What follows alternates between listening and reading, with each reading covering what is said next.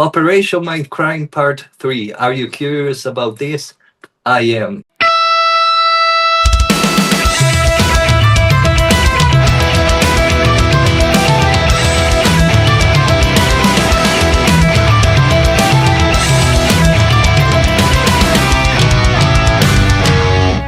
I'm here with the guitar man, the amazing Dario Parente. Thank you very much for being here with us. How are you doing today? Thank you for having me. All good, all good. We are very busy doing the promotion because the album is about to be released. We still have a couple of months, but yes, Friday the single will be on the most important platform. So far, I think that we released the song today on YouTube. The single, I mean. Yeah, the title of the song is Power. It's a very powerful song. I have heard it. And how do you feel about this release? It's an epic album. The first one was released in 1988. And we have a sequel here, which is number 3. And tell me your expectations as the guitar man in the album. How do you feel about this? Oh, well, I think that because 3 guitar players are involved in this release. So I think that the 3 of us, we kind of feel the pressure in a different way. Because Kieran Robertson has been the main songwriter for this project along with Geoff. And Henri Altmaier, the French guitar player, played basically, I think, like something like 80% of the guitars on the album. And myself, I did some solos, like solos to 6 or 7 songs, and I played nylon strings. Sometimes I was responsible from arrangements. So, as I said before, of course, it's a very important album in the history of rock music, and so we feel the pressure, but as I said before, in a different way. Probably, I'm in the easiest seat if compared to the other guys, just because it's a collection of songs that Kieran, Alex, and Geoff started to work on this collection of songs. During COVID.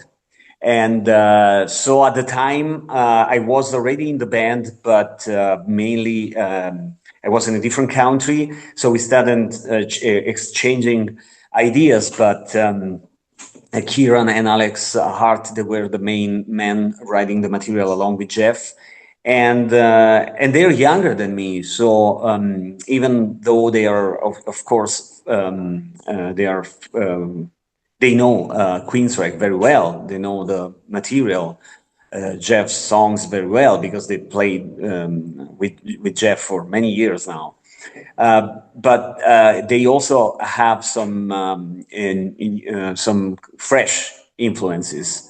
And so I believe that at the time, they both Geoff Tate and Kieran, and also Alex Hart, they were listening to a lot of new bands,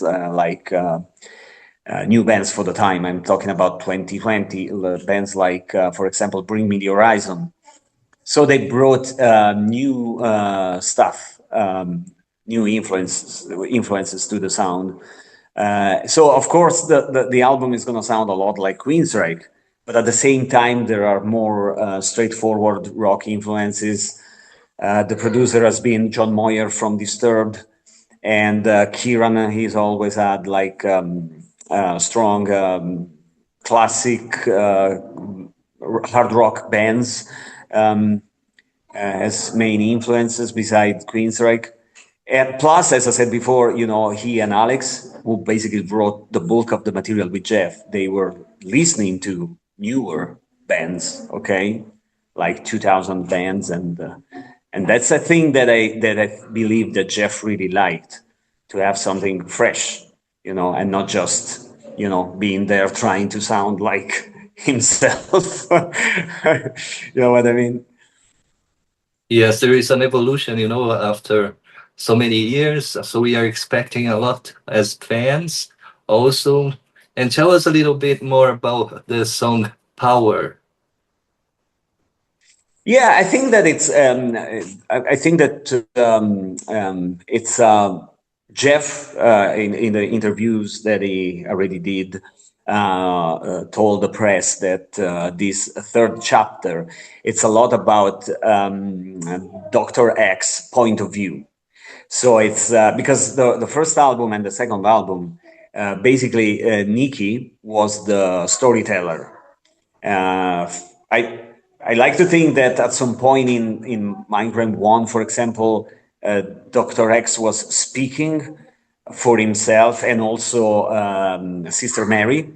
And the same happened on Mindcrime 2 during the song Chase. It was some sort of conversation, the chase, I mean, between Nikki and Dr. X. But for the rest, it was Nikki's point of view. And so Geoff wanted to explore the other side. So, for example, the question is,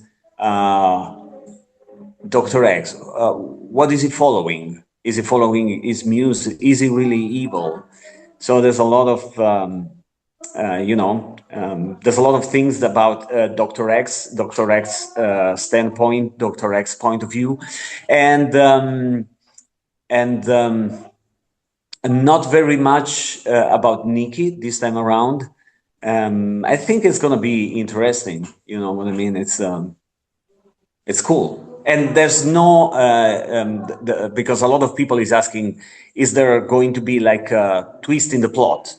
No, you know, the story basically has been told with the second chapter. So the story already came to an end, you know, with Mindcrime 2. That's amazing. And regarding the mixing of the album, there are certain differences. It's a little heavier. I like the sound of the guitars is really amazing. And how do you feel about this sound? Did it take a long time to Thank mix?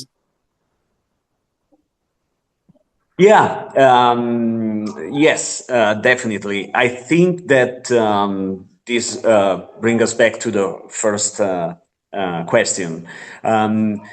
I think that, you know, if you think about Mindcrime 1, Chris and Michael, they really used to have a very distinctive sound. They always did, but probably with albums like Rage for Order and Mindcrime, guitar-wise, they really created something unique, which is, for example, especially with Mindcrime, it's something that it's very trebly, something that it's compressed trebly, and they also have a very distinctive clean sound that was related specifically to amplifier that they used to use at the time. And with this album, I think that especially not just us, the guitar players, but also the producers, both John Moyer and Yuan, who was the guy who was responsible for the final mix and the mastering. It's a guy who worked with Testament, with aggressive bands. What they wanted to get was a more up-to-date sound. They didn't want to copy the sound of Mindcrime 1, which makes sense to me. So the music, of course, it has to do with Queensryche, but at the same time, we brought to the table new influences, as I said before. But sound-wise, it's a modern production for different reasons. It's not just a choice. It's not just the particular guitar sound that we wanted to get or bass guitar sound, but it's also the new technology that we used that it's different. We didn't want to use the same, like for example,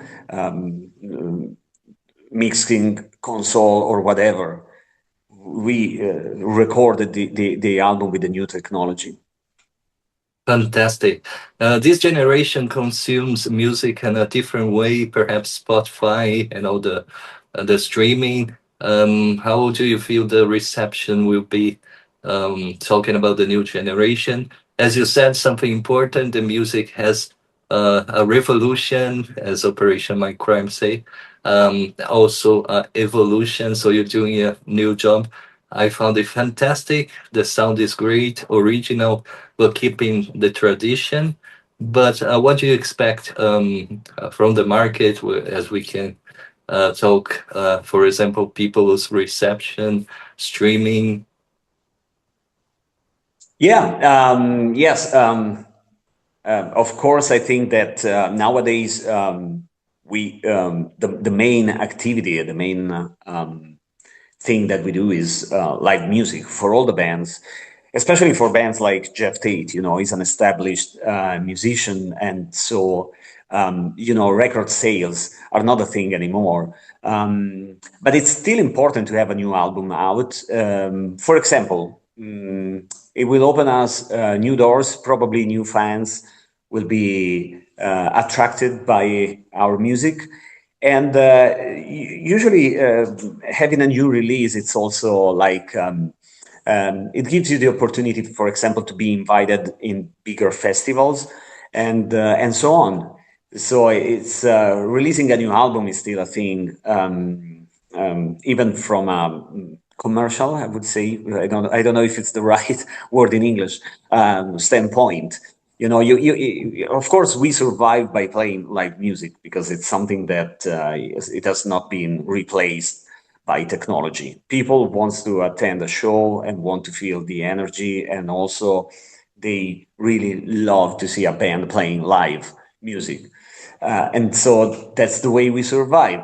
But having a new album out, even if it's very, very difficult nowadays to sell millions of copies, having a new album out is still something that opens door to you.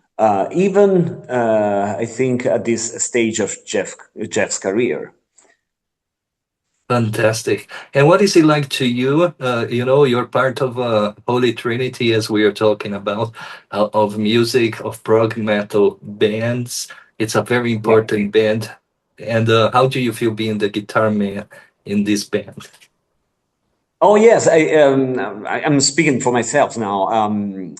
I really grew up with Queensrÿche music, and I've been heavily influenced by Michael and Chris since, I would say, since day one. Because when I started playing, I was 10, and I fell in love with the band around the same time, and I started to transcribe their music, Queensrÿche music. I mean. I feel the responsibility when playing the classics of playing well every night, trying to deliver and trying to pay justice to all the intricacies of Queensrÿche style. Because with some of the previous incarnations of the band that Geoff had, they did like for example, there were all the bands that Geoff had after Queensrÿche, after the split. They were incredible, but I mean, just recently, probably around 2023, when Geoff rebuilt the band, we started to paying attention to some of the details, trying, for example, to play some of the songs exactly like on the album. And I think it's something that for this style of music works well. I think that the previous bands, as I said before, they were great, and some of the guys in the audience, they liked the fresh thing that they brought to the table at the time. So playing, like, for example, classics like Jet City Woman or Walk in the Shadows with a different drums arrangement. But now we try to sound a little bit more like on the album, and I think that the other 50% of the audience really like the presentation. Very well. I would like to ask you a few questions about you, Dario Parente, and some very short questions that we would like to know about you. So tell us a dream you have. A dream? A dream. Yeah. Let me think about it. Oh, yes. Something that I already said during this interview. Probably playing, like big festivals again in the future. We already did. We're already doing it right now. But with this new album out, probably we will have new invitations. Because I love the spirit of festivals. I love meeting other people, some of my idols. And this could be a dream, like playing festivals somewhere, Japan, Indonesia, Brazil, why not? That would be awesome. And what about a passion you have? Yes, music is my biggest passion, probably, and it has always been so. For example, writing song with this team of people is fantastic, and writing for Geoff, it's just like a dream come true. And but besides that, I have a couple of hobbies. Mainly, reading is something that I always did, and sometimes you have free time in your hands while touring, so I read even when I'm on the road. Working out is something that I do constantly every day, and also while I'm on the road, I try to keep myself in good shape. And cooking, just a bit, just a bit. My wife, she's a professional, so but I have like 10 to 12 recipes that I can do, and sometimes I like to do it for my family, for my wife, and whatever. But I'm not. The other guitar player in the band, Amaury Altmeyer, the French guy, is better than me in cooking. But I'm not that bad, I mean. That's great. And what legacy would you like to leave as an artist? Yeah.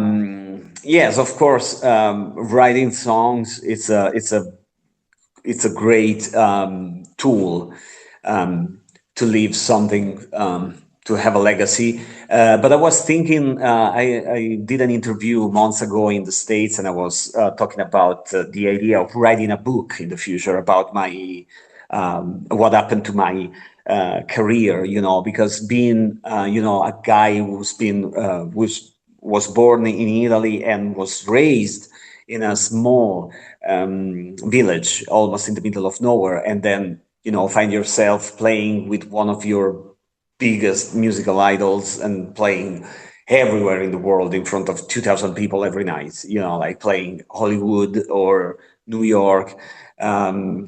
We just did a small tour in Brazil, and yes, we've been everywhere. We've been in Scandinavia, everywhere, and probably we're going to be. Geoff already played Australia, and we're going to play Australia again.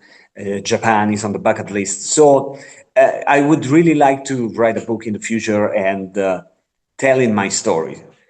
Starting to have, like when I was 9, I started playing classical guitar.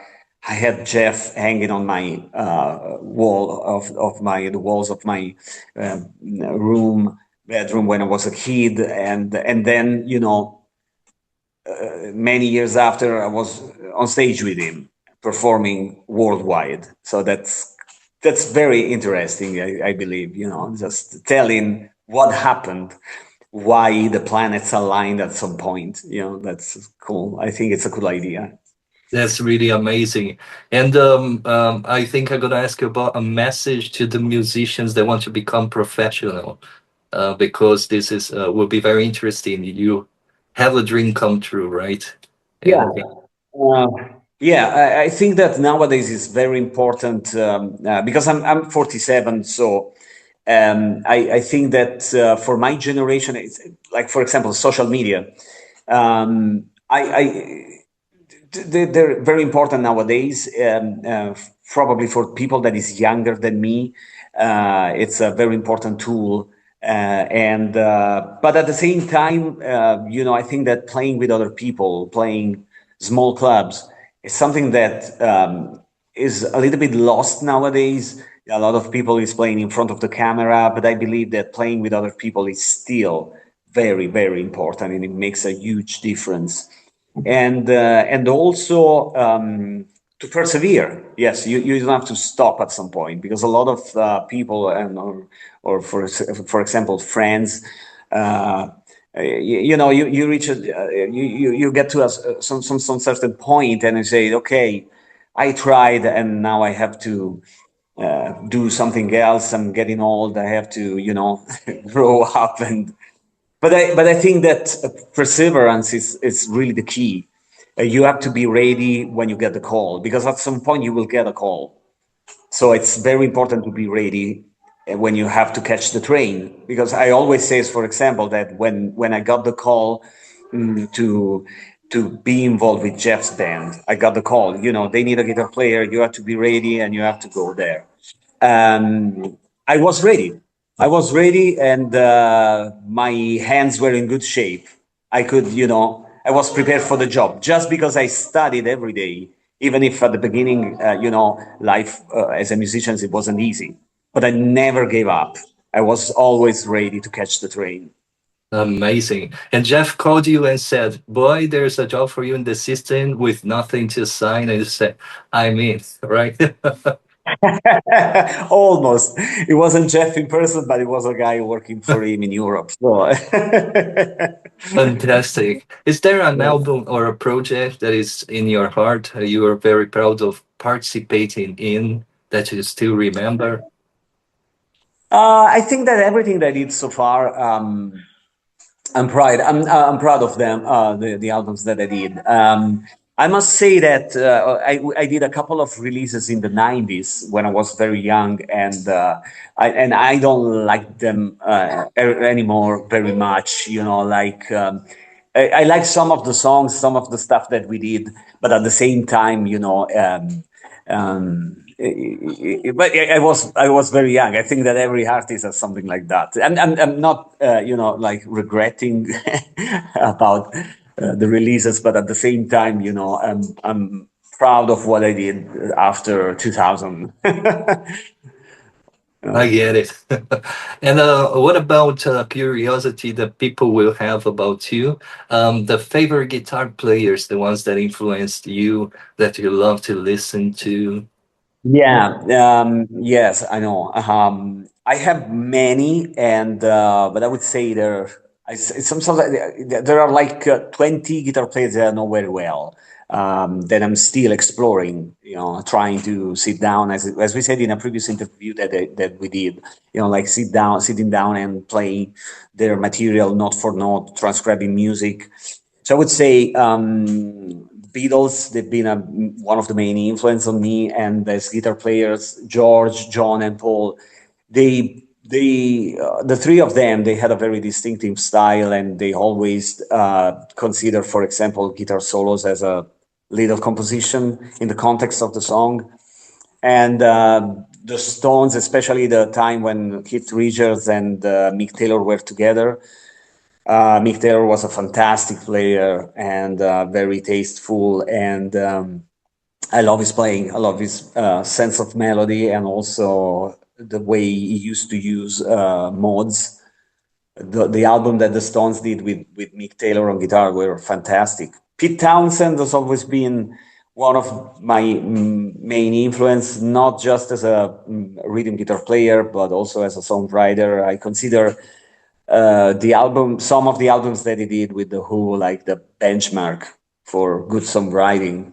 And let me think about some of the. Oh yes, a lot of players from the '70s, like Jimmy Page, has been my first, you know, guitar icon, and Rory Gallagher, an Irish player who was a fantastic progressive blues player with a lot of Irish influence in his style. All the great progressive rock players of the '70s, like Steve Hackett, Steve Howe, Robert Fripp. And when it comes to metal, Glenn Tipton from Judas Priest has always been very melodic and in his style. Same thing. Some of his solo are like small compositions within the songs. Michael and Chris from Queensryche, Chris Oliva from Savatage has always been a main influence, very melodic, and the guys who used to play for Ozzy Osbourne in the '80s, like Randy, Jakey Lee. Jakey Lee was very melodic too, and a little bit of I would say Vinnie Moore, and who was a neoclassical player, but also very melodic, and Stevie Vai as well has been an influence. Great. And now the favorite albums, the ones that changed your life.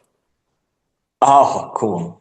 Oh, yes. I would say Yes, as I said before, I mentioned the Beatles. I think that when they released albums like Help, Rubber Soul, and then Sgt. Pepper's Lonely Heart Club Band, they really been pivotal in a big change in the history of rock music, because they really, thanks to them, we passed from, like, for example, the 3 chords, 3 minutes of rock and roll music to conceptual music, and music that was influenced by folk, and not just rock and roll, but folk music as well, and also classical music. If you think about, when they started to release albums like Revolver or Sgt. Pepper's. So Sgt. Pepper's is considered like a masterpiece in psychedelic rock, but probably it has been also the first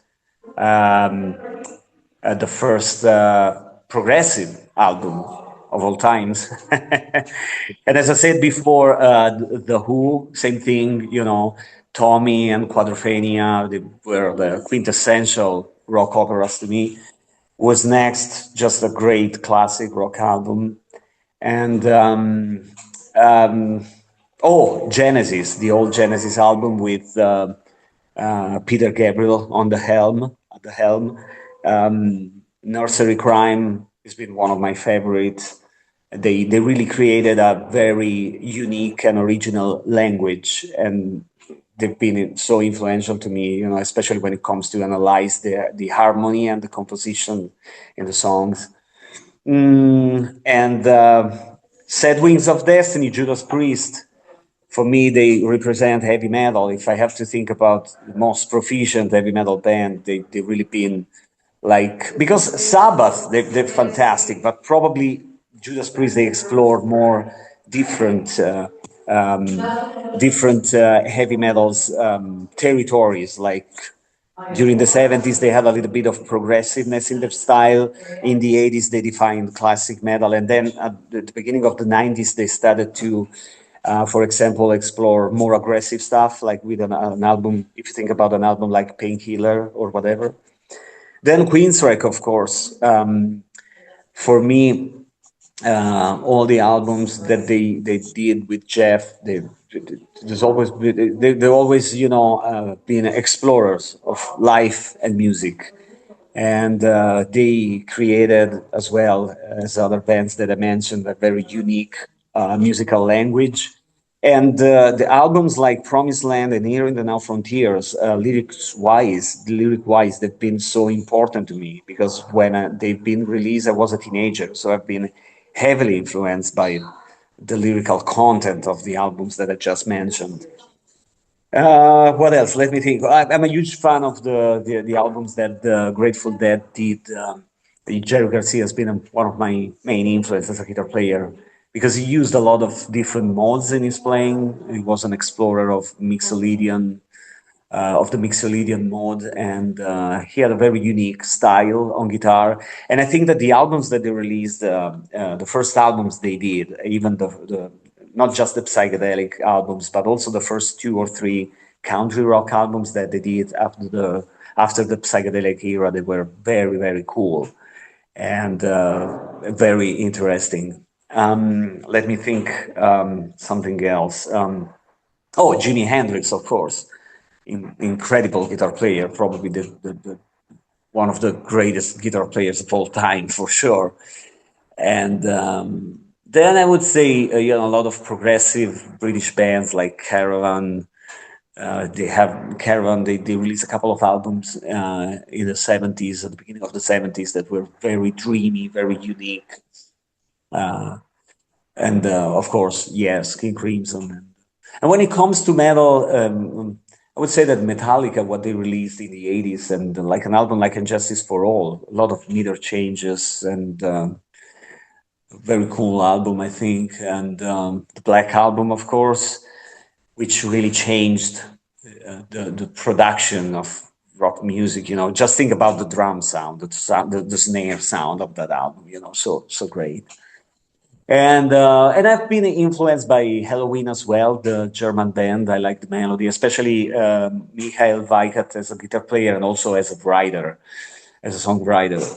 They have great melodies that are not just influenced by classical music, but there's a lot of also of the Beatles. Indeed, like he used to call them evergreen melodies, and for sure, there's a little bit of German classical music hiding Mozart, Beethoven, but a lot of also, McCartney-ish kind of stuff in their style that I like.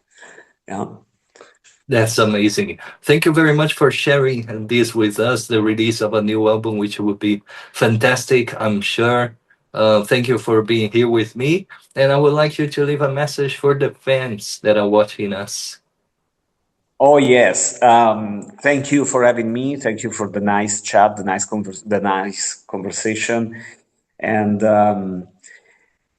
so sorry if there was a little bit of mess at the beginning, but it's just that we're busy doing the promotion and we're working on different rooms constantly. The message for the fans is I have two different messages. So the first one is thanks for accepting me, even if I'm a fanboy. I'm a fan of Geoff, so it's difficult to detach myself from being a fan. And I'm not just the guitar player in the band; I'm still a fan to this day. And so thank you to all the fans. And the other thing is probably just that. When you're going to listen to the new album, just listen to the new album with fresh ears. It's something different. We didn't want to make like a copycat of the first one. What I mean. So we just yes, it's of course it still sounds a lot like Geoff Tate, like Queensrÿche, but at the same time it's fresh and it has some. I wouldn't say modern, but of course some more modern influences to it if compared to the original one, and I think it's just natural. You know what I mean? It's just that it's a different time and it's a different band, and so I know that it's difficult, but you have to try to listen with different mindset, of course, because if you sit down, listen to the album, and you start thinking about the original one, it doesn't work. Okay. It's like That's open it. your mind and listen to the new album, right? Yeah, Open your mind. it's just a different album, so of course it has to do with the first one. Maybe it has to do with the first one, musically speaking, more than the second one.